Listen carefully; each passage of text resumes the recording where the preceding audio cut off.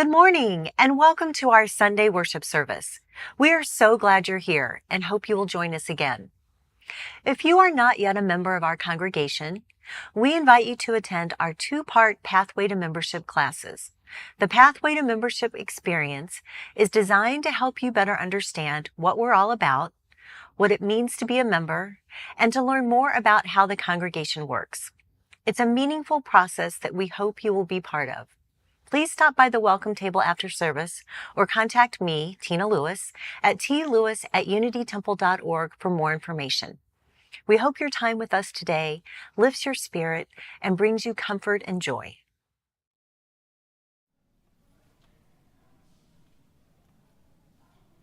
Good morning.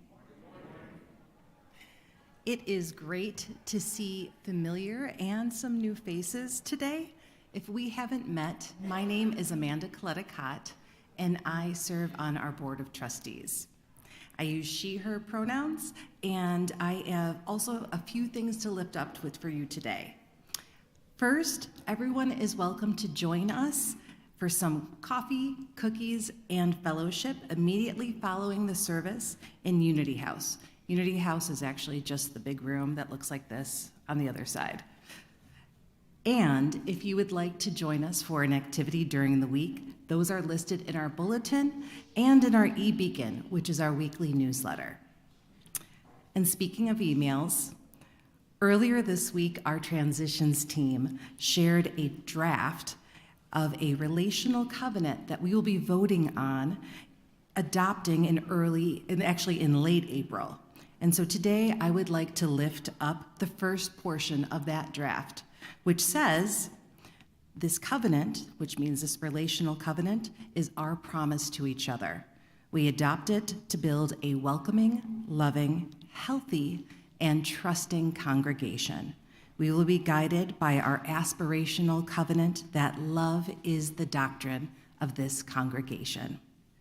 If you have any questions about that and what it means, please find our minister, Reverend Dawn, or a member of the transition team, or any board member as well, to share your thoughts. We are so glad that you are here today. We hope you find the service inspiring and meaningful. I invite you now to take a moment to greet one another, both here in the sanctuary as well as online.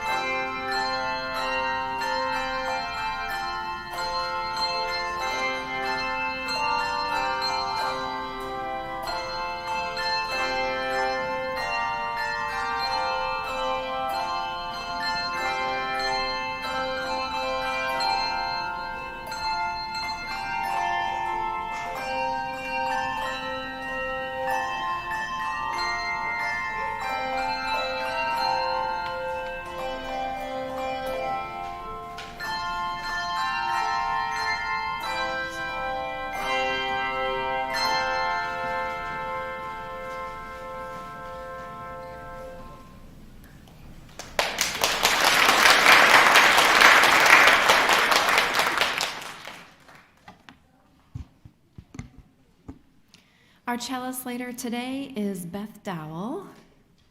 Beth's favorite color is blue, and she loves her work. Please join me in the words of our cellist lighting.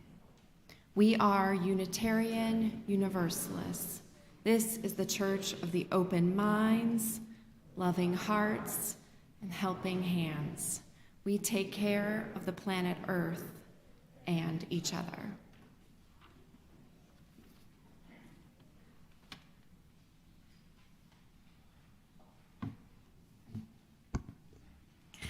Our opening words this morning are by Joe Von Rue and Lynette Lau. Welcome to this space, this sanctuary of peace where we come to not only create our best selves, but to also do the work of creating a beloved community.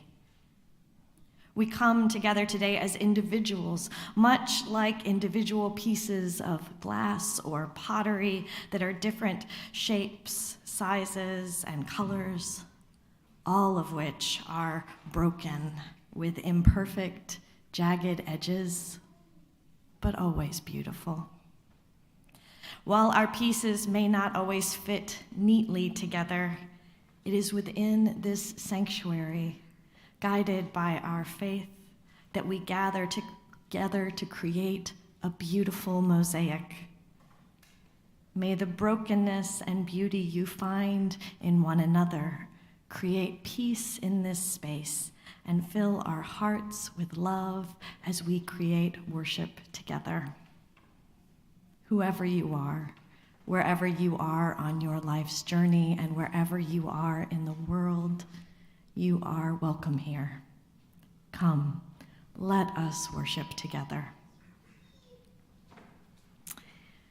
I invite you now all to rise in body or in spirit as we join together in singing song number 360 in your hardback gray hymnals. Please note that there is a lyric change in verse 2 to be more gender inclusive. Instead of women, children, men, I invite you to sing living out our span. So instead of women, children, men, we will be singing living out our span in verse 2.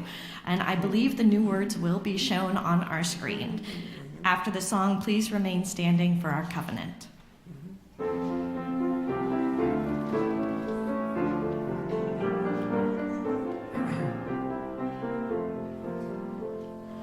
Here we have gathered side by side, circle of kinship, come and step inside. May all who seek here find a kindly word. May all who speak here feel they have been heard. Sing now together this our heart's own song. Here we have gathered for to celebrate days of our lifetime, matter small and great. We love all ages, living out our span, infants and sages, sharing what we can. Sing now together, this our heart's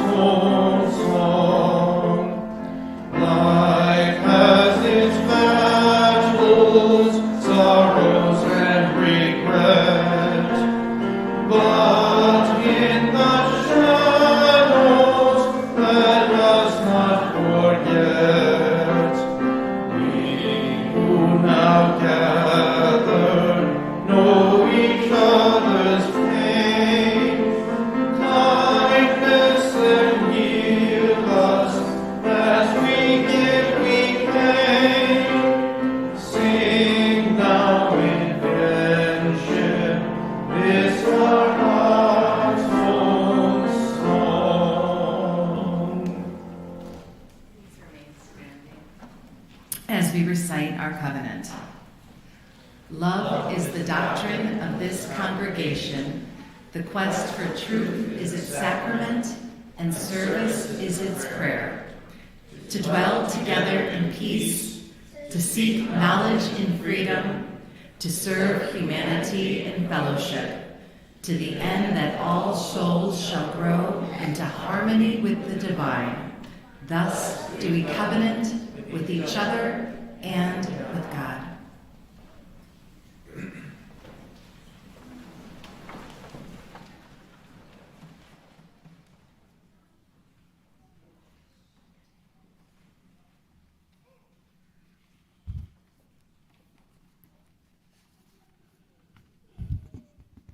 Good morning.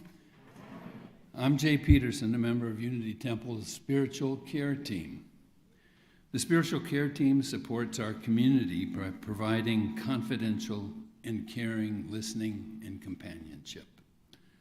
You can contact the Spiritual Care Team through Reverend Dawn or by emailing spiritualcare@unitytemple.org or by contacting Spiritual Care Team members individually. This is the time during our service in which we share joys and sorrows. By sharing what is present in our lives, we express our humanity, embody love, and shape our caring community. To have your joys and sorrows included in the service, you may email them to us during the week at joysandsorrows@unitytemple.org or by including them in a binder just outside the door of the sanctuary in the foyer.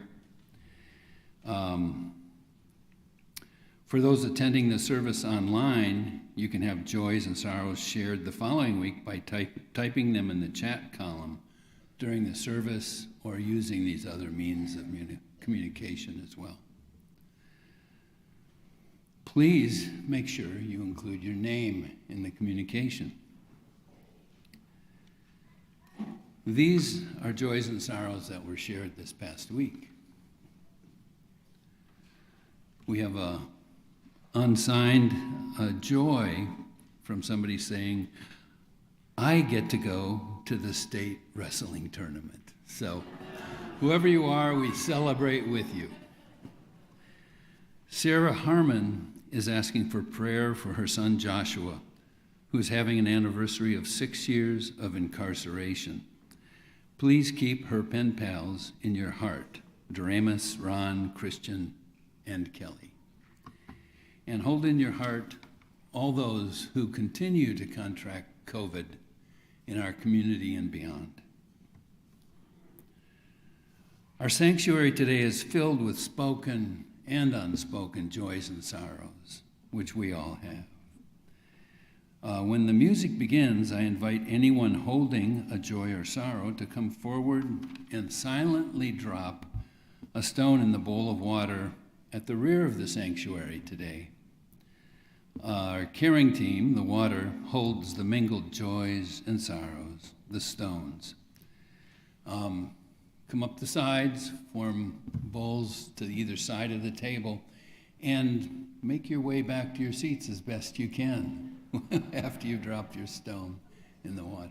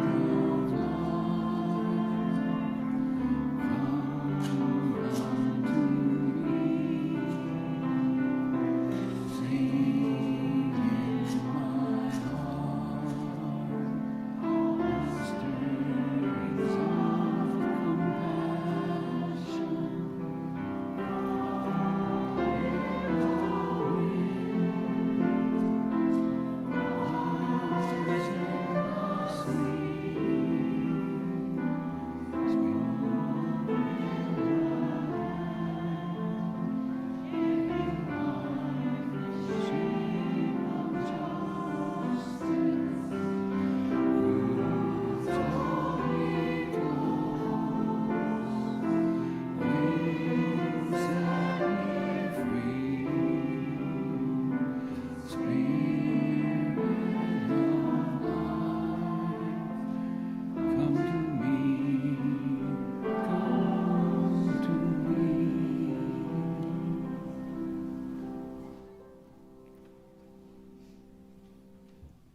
Let us enter a moment of prayer and meditation together. Hold on to life-affirming joy, whether personal, private, communal, or shared, simple, fleeting, growing, or abiding, quiet, or exuberant. Practice gratitude and admiration.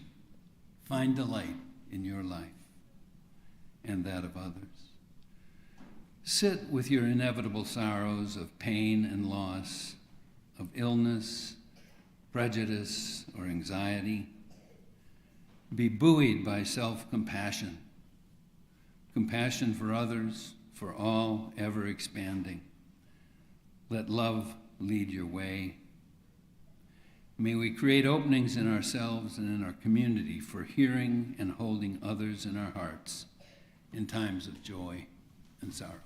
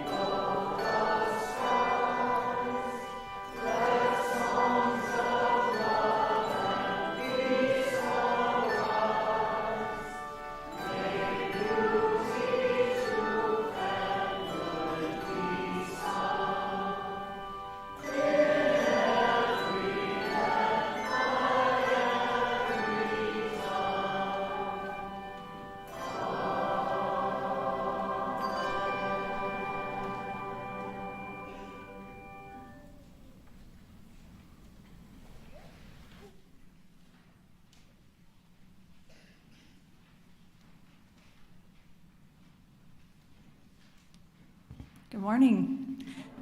I have a story for you today. It's called Everything is Connected. It's by Jason Gruhl and illustrated by Ignacy Font.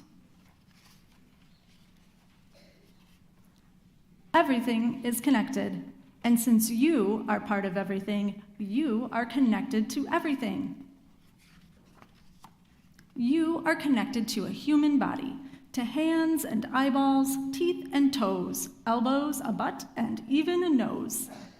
To a heart and some lungs and a strange-looking stomach and a brain that's so smart, there's no peak it can't summit. But you're not just a body. You're bigger than that. You're connected to people, to everybody, to moms and to dads, to sisters and brothers, uncles and cousins, grandfathers, grandmothers. You're connected to friends and to teachers at school, and even to people you don't think are cool. You're connected to people in Denver and Maine, in Paris and Baghdad, to strangers in Spain. You're connected to every human on earth. Wow. And they are connected to you. You are also connected to hedgehogs and cats and dogs and squirrels and birds, rabbits and cows and deer by the herds, monkeys, tarantulas, dolphins, and snakes. Friend, you're connected to every big, small, hairy, slimy, snuggly, scaly, floppy, flappy, bristly, buzzy, beautiful creature on earth, even blobfish. Blobfish, you say? Surely not that. They don't look like me, talk like me, or act like me, and they probably stink. But you see, we're connected. We all play a part. In life, we're the same. We're all blobfish at heart. Now, this next part. Though bonkers, is true, I'm afraid. You're connected to everything humans have made. To toys and to playgrounds, books and to chairs, gardens and medicine, language and prayers. Buildings and bicycles, buses, balloons, hammers and paintbrushes, tractors and spoons. But also to chickenpox, bullies and lies, to greed and pollution and trash piled high. You're not just connected to things that you like, things that are comfortable, easy, or nice. As a human, you're part of the everythingness. And sometimes it's scary and a big, ugly mess. But the good news, my dear, is that you are quite powerful. A force that's in everything, timeless and powerful. You're even connected to things you can't see, the invisible world for at least you and me. To cells, DNA, diseases and death, amoebas and gravity, atoms and breath, to hydrogen, nitrogen, nanobots too. You're connected to them. They're connected to you. You're connected to happy, connected to sad, to the past and the future, to thoughts you've had, to pharaohs, Ben Franklin, T-Rex, ancient Greece, to love and to poverty, hunger and peace, to Jesus and Buddha, Muhammad and Moses, to spaceships and aliens with noses like hoses. You're connected to all that will be or has been. You're this very moment where all things begin. For you are the sun and the moon and the stars, Venus and Jupiter, Neptune and Mars, comets and galaxies, voids and black holes. You are the universe, perfect and whole. Thank you for listening. It's time for RE classes now.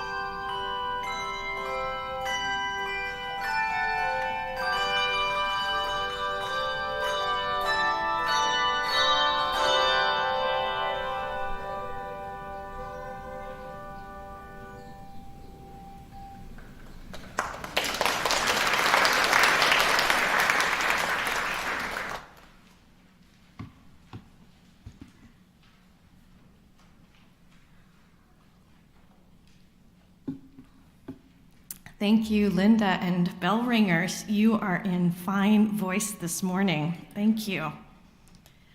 When I hear that tune for the beauty of the earth, I can't help but think about Carl Sagan and one of his quotes about the pale blue dot, when he talks about how everything and everyone we have ever known is connected on this tiny planet in an unfathomably vast universe.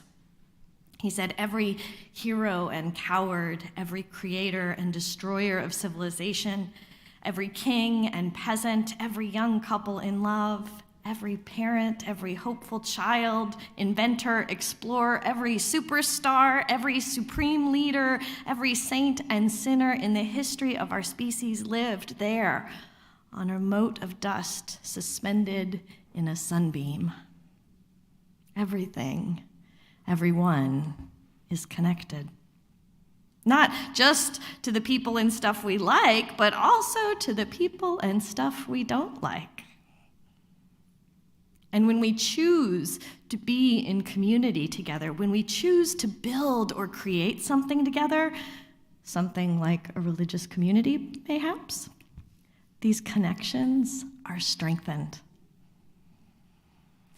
2 weeks ago, I talked about community building and what it was that we are doing here when we come together each week online and in person, with shared values, covenanting to dwell together in peace, to seek knowledge in freedom, to serve humanity in fellowship.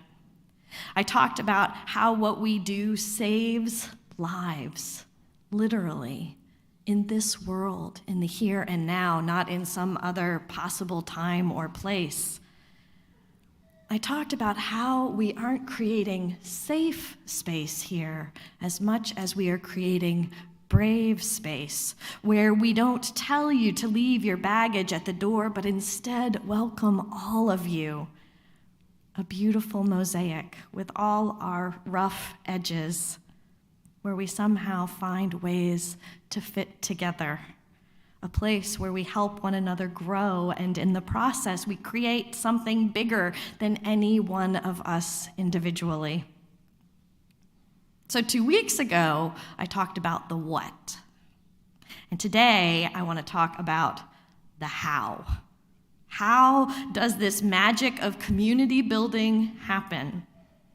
Now, there are a lot of ways that we could approach this topic, a lot of theories of community building and community development, many lenses that we could kind of twist the crystal around and look through the different facets. We could look at how, from a relational perspective or a structural perspective or from a power analysis. Someday, perhaps I'll write something comparing the different communities set up in Jackson and Silver Lake in the TV show and video game The Last of Us. But since that would inevitably contain spoilers, instead, I'm going to approach this from a piece of wisdom that many of us ministers learn early on in our ministry. That the role of leaders in religious community is to feed health, starve dysfunction, and to this wisdom, I've also added that we must interrupt harm. So are you with me? Shall we break this down a little bit? Thank you. All right, so first, we want to feed health. Remember the Native American wisdom about 2 wolves, one on each shoulder? One is curious and loving and compassionate, and the other is angry and selfish. Which one will grow? The child asks the elder. The one you feed, the elder replies. Echoing this, Adrienne Marie Brown, in her book Emergent Strategy, reminds us that what we give attention to, what we pay attention to, grows. So when we are building religious community, we want to be intentional about feeding the healthy parts. Essentially, feeding health is like positive reinforcement. We thank people for contributing their time or their money. Our rituals like flower communion in the late spring and water communion in the late summer reinforce the positive aspects of this community that we are building. When people engage in healthy behaviors like direct communication, showing up for each other, speaking the truth in love, or taking time to reflect on how our faith calls them to live not just on Sunday morning, but in the rest of their lives. These are healthy behaviors, and we want to highlight them, to nourish them, to feed them so that they grow. And the behaviors that are not so healthy, the wisdom we ministers are taught says to starve dysfunction. Don't give dysfunction the energy it needs to grow. Now, what I liked about our message for all ages 2 weeks ago in the story of the two wolves, and you can access it online if you didn't see it, it pointed out that you don't want to completely ignore or deny the angry, selfish wolf that, I can't remember which side, this one? The angry, selfish wolf that's on your shoulders. If you completely ignore it, that will actually cause it to grow. Instead, we want to notice it, acknowledge it, but not give it energy. The same is true with dysfunction. We don't want to ignore it, but we also don't want to feed it. When we are building religious community, I most often see dysfunction when people put their own individual wants above the needs of the community. For example, when someone says that if they don't get their way at a congregation, they will reduce their financial support or leave the congregation. That's not healthy behavior. Dysfunction also occurs when people feel defensive and lash out. We find dysfunctions in how a congregation relates to its staff and how they relate and interact with each other, and in how the members of the congregation hold themselves or each other accountable or don't. We don't want to ignore these behaviors. They're normal, they're natural, they happen in any community, but we also don't want to cave into them, to feed them, because we don't want them to grow. When someone is engaging in dysfunctional behavior, we can acknowledge the behavior without feeding it by pointing out the dysfunctional behavior and suggesting alternatives to it, retraining the community to embrace the more healthy behaviors. But what happens when behavior escalates beyond dysfunction? What are we to do when the community or an individual within the community is actively hurt? For these situations, I have added interrupt harm to the wisdom of feed health and starve dysfunction. The need to interrupt harm as something distinct from starving dysfunction began to crystallize in my mind after the election of Donald Trump in 2016. At that time, I started wearing a set of pins and buttons on my clothes. Every day, usually with my clerical collar, I wore a Black Lives Matter button, a rainbow flag button, a pin that had various symbols of the world's religions, and finally, a safety pin. At the time, the safety pin was emerging as a way for people to show that they were allies and did not stand for violence and abuse that was rampant. But wearing these pins made me ask myself, was this just something I was doing because I wanted to be seen as an ally or as the good white person? Or was I prepared to actually do something? If I saw police beating up a person of color, was I prepared to intervene in some way, or at least to get out my phone and start recording? Was I prepared to not be a bystander, but to enter harm that was being done? Was I prepared to put myself, for instance, between a harasser and a Muslim woman? Because I knew that if I wanted to be a part of creating the beloved community, then I had to up my game. I couldn't just wear the pins. I had to be prepared to back them up. I knew that starving dysfunction was not sufficient when harm is actively occurring. Certainly, sometimes harm can be physical, such as in situations of abuse or assault. Words can harm too. Sticks and stones may break my bones, but words will never hurt me. We know that's BS. Words hurt. Words harm. They cause emotional and spiritual harm. And when we are about the work of building community, harm can also be relational. Relational harm occurs when we spread rumors about someone, or when we belittle someone, or when we use our privilege to assert our voice over someone else's. Words can wreck a relationship and destroy a community.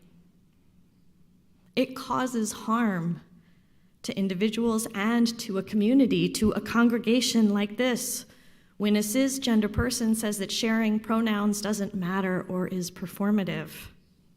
It causes harm to individuals and to a community, to a congregation like this, when a white person says we are beyond racism. It causes harm to individuals and to a community when we talk about each other, but not to each other. Hurt people hurt people. That's something that I keep in mind a lot. Hurt people hurt people. One of the metaphors I used 2 weeks ago was to talk about us as wearing armor, and some of us have this big, spiky armor. When those of us who are wearing this big, spiky armor intentionally or unintentionally throw ourselves against someone else, those spikes cause harm. But I made a mistake 2 weeks ago.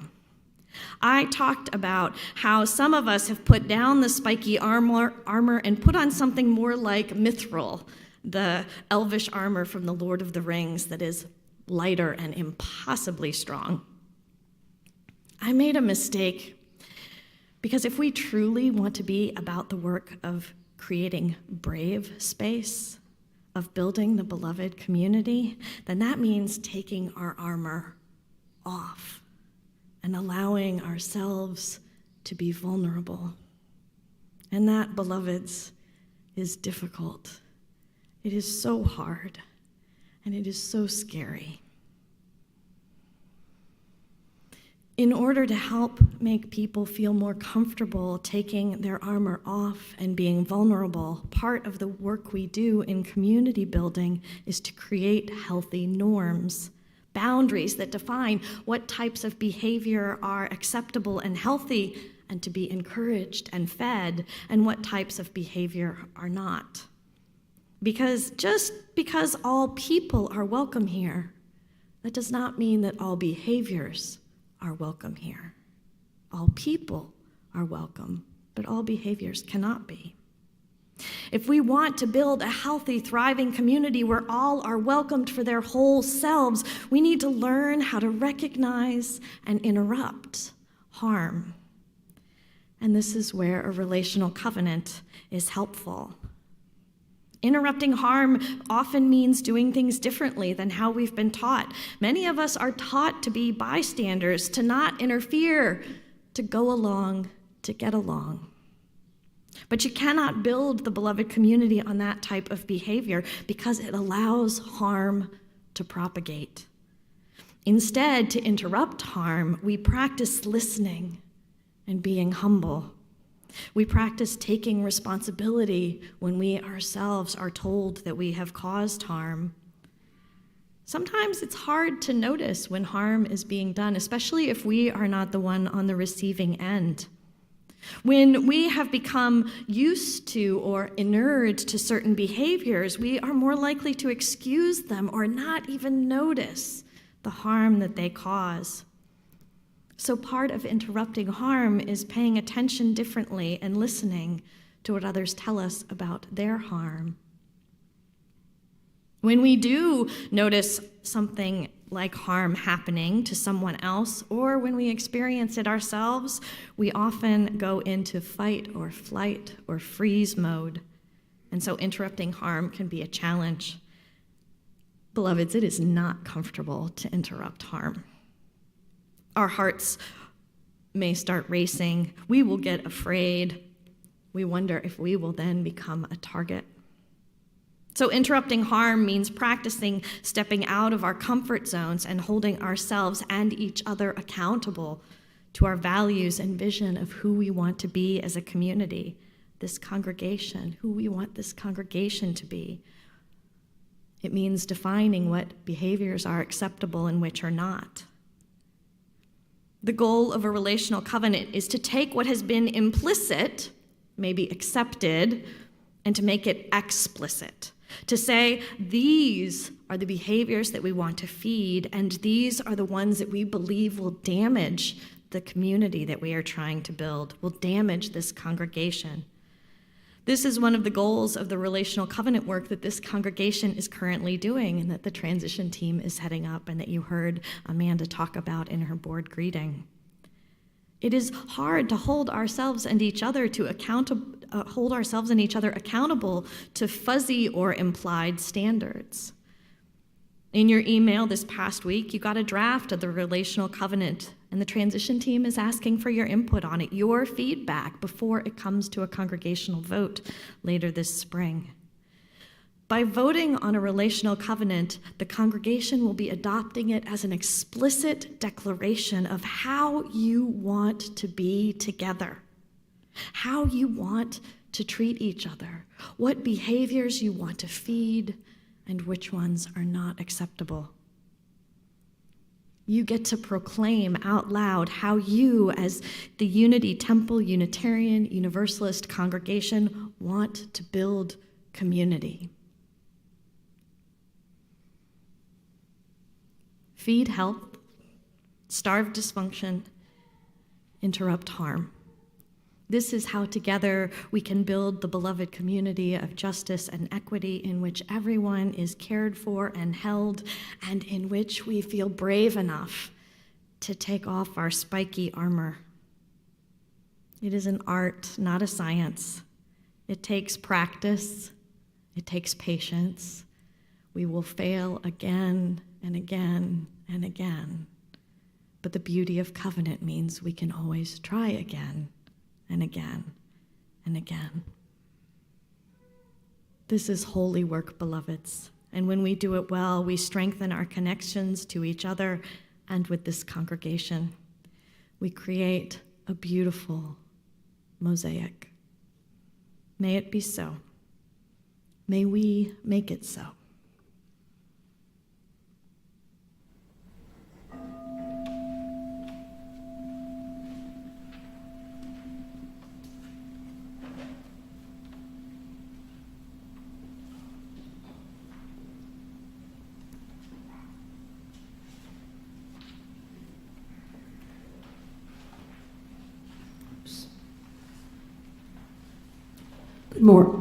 Excuse me. Good morning. My name is Judy Gallardo Grace, and I'm a member of our Faith in Action network. Each week, we give our Sunday offering to an organization living our Unitarian Universalist values. This week, we give our offering supports our own Unity Temple Faith in Action network. At the heart of Unitarian Universalism is a call to work for justice and compassion.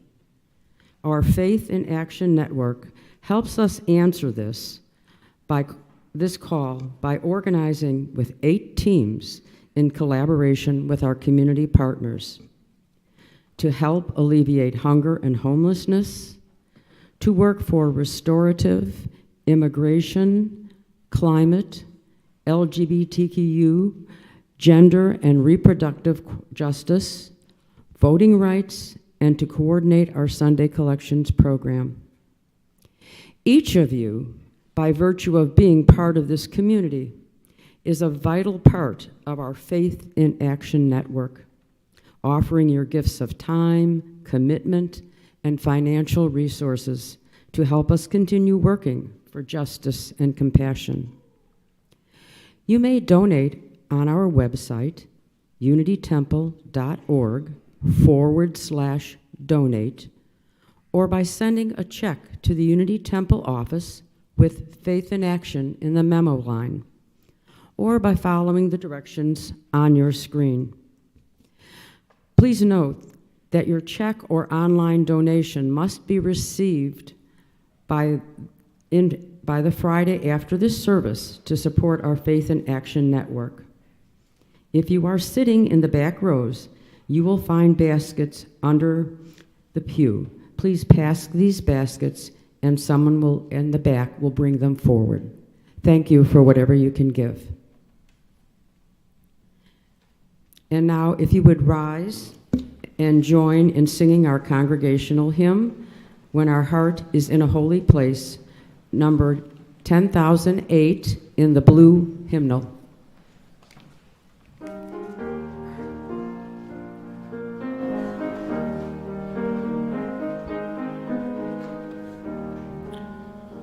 When our heart is in a holy place, when our heart is in a holy place, we are blessed with love and amazing grace. When our heart is in a lonely place, when we trust the wisdom in each of us, every color, every creed and line, and we see our faces in each other's eyes, then our heart is in a holy place.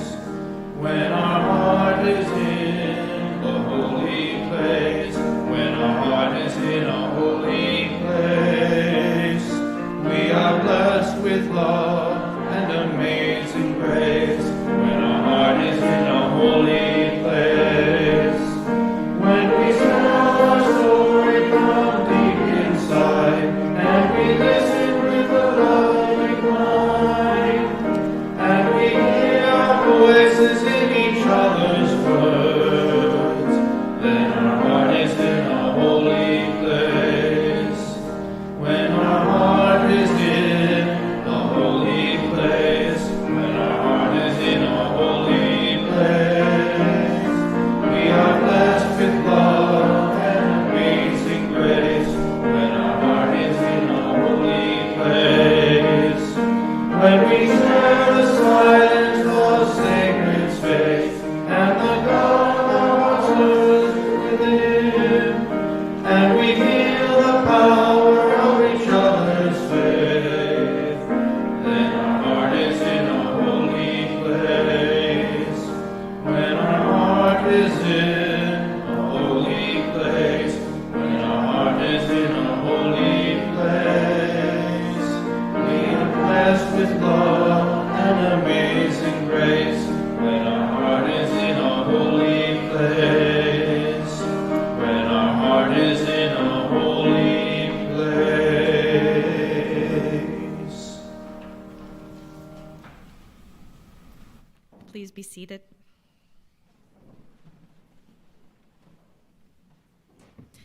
Our closing words are adapted from those by Emily Richards.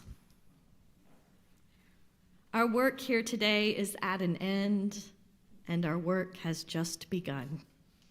The work of holding one another and this community in love, the work of trusting that we are on the right path, the work of believing that that which connects us is stronger than that which separates us, the work of engaging that which makes us whole, the work of deeper understanding and commitment, the work of letting go of that which does not serve us, the work to make this a beloved community of which we are all a part and where all are welcomed, cherished, valued, and respected.